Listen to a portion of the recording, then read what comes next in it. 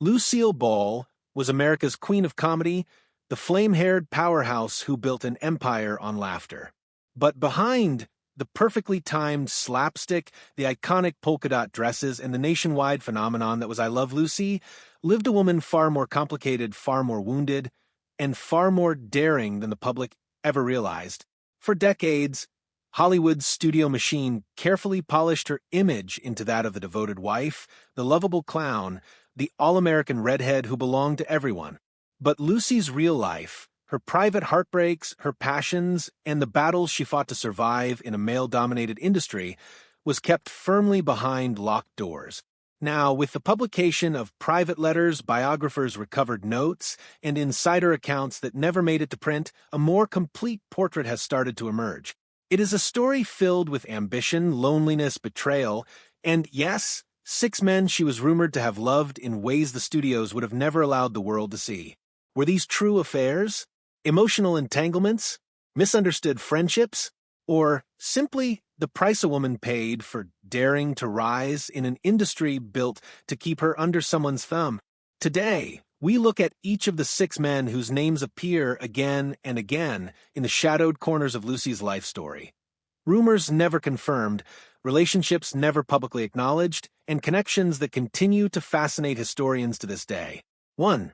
Henry Fonda, The Quiet Storm.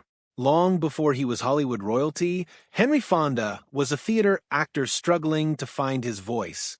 Lucille Ball met him during the early years of her own career, when she was still taking uncredited roles and battling for a chance to be seen as more than a glamour girl.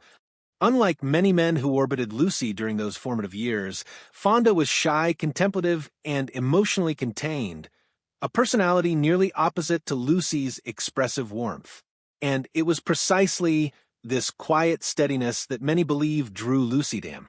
Accounts from stagehands and actresses of the era mention the two taking long walks after rehearsals, sitting backstage talking until well after everyone else had left.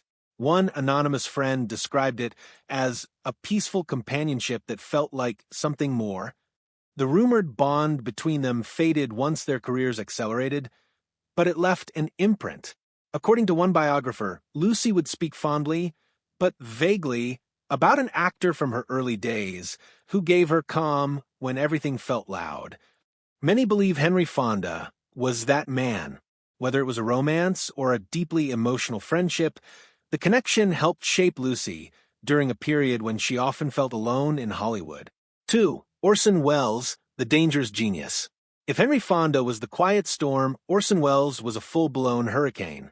Brilliant, unpredictable, intoxicatingly charismatic. Welles was the type of man who left both brilliance and wreckage behind him. Lucy worked with Welles professionally, but several insiders claim their chemistry extended beyond the camera. They were magnetic opposites, a woman known for discipline, precision, and tenacity paired with a man who lived off instinct and chaos. Rumors describe late-night rehearsals that turned into conversations over whiskey, running hours longer than planned. One former Desilu associate spoke of a spark between them that felt too intense to be purely professional. What makes the speculation harder to dismiss is the effect Welles had on Lucy's career thinking. During the period when biographers believe they grew close, Lucy began taking bolder creative risks, venturing into dramatic roles, exploring more experimental performances, and gaining a sharper understanding of production. Did Orson Welles teach her how art could be shaped rather than simply performed? Many believe he did. While there is no proof they were romantically involved, the emotional intimacy suggested by people who knew them points to a connection that went far deeper than a brief Hollywood collaboration. 3. Robert Mitchum, the dark screen idol. If Orson Welles was chaos, Robert Mitchum was heat, dark, brooding, inscrutable. Known for his bad boy image and undeniable charisma, Mitchum was one of the men most consistently linked to Lucy in whispered studio rumors. The two starred together in the late 1940s, a period during which both were navigating difficult relationships and the pressures of Hollywood typecasting. One Desilu archive assistant later recalled a set where the air between them felt charged every time they stepped near each other. Hollywood gossip columns of the time, though carefully censored by studio publicists, hinted at a flirtation. Mitchum himself reportedly told a friend that Lucy had fire under the comedy, a compliment he rarely gave. What complicates the story is Lucy's emotional state at the time. Her marriage to Desi Arnaz, while passionate, was already beginning to fracture under the strain of Desi's infidelities and the relentless pace of their careers. Was Mitchum a temporary escape, a dangerous attraction she resisted, or simply another example of Hollywood's tendency to pair any two stars with visible chemistry? No evidence confirms the affair, but the rumors never died. 4. John Wayne, the icon who let his guard down. This is perhaps the most surprising name on the list. John Wayne, the rugged emblem of American masculinity, and Lucille Ball, the queen of comedy. An unlikely pairing in almost every imaginable way. Yet, insiders who worked on their collaborative projects describe a mutual respect that bordered on something deeper. Wayne, known for his commanding presence and guarded emotional life, reportedly showed an unusual softness toward Lucy. One crew member from a Desilu project described it as a warmth he didn't show to many women. Others noted the effortless chemistry between them, especially when cameras weren't rolling. Importantly, both were powerful figures in Hollywood, two megastars who had climbed, sacrificed, and clawed their way to the top. They understood each other in ways few others could. Were they ever romantically involved? There's no proof. But some believe they shared a private connection built on admiration, mutual struggle, and the rare luxury of being around someone who understood the way to fame. 5. Dean Martin, the charmer who could make Lucy laugh. Of all the men on this list, Dean Martin is the one most openly tied to Lucille Ball through anecdotes and affectionate stories. Their chemistry was effortless, their humor aligned, and their natural warmth on screen mirrored their private friendship. Dean could do something few others could: make Lucy laugh during some of her darkest emotional periods.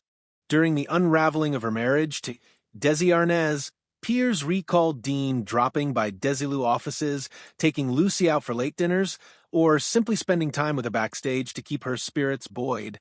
One longtime employee described their bond as a closeness that made people talk, but also made people smile. Did it cross into romance? The rumors were widespread, but even close friends couldn't say for certain. What's undeniable is that Dean Martin represented companionship at a time Lucy desperately needed support. Whether the relationship was platonic or something more, it played a meaningful role in her life. 6. The studio executive, the man whose name was always whispered, never spoken. This final figure remains the most mysterious. According to multiple Hollywood historians, Lucy had a long-running emotional and possibly romantic connection with a powerful studio executive. His name appears in drafts of memoirs, scribbled notes, and third-person accounts, but is often redacted or replaced with a single letter. He was older, married, influential, and deeply invested in Lucy's rise. Sources describe a relationship marked by intense emotional dependency. She confided in him, sought his counsel, and turned to him during moments of personal crisis. He, in return, championed her projects, protected her from industry predators, and encouraged her transition from actress to producer. Some believe he represented the mentor with boundaries blurred. Others insist that the emotional connection was too charged to be innocent. And though the details remain speculative, the impact is undeniable.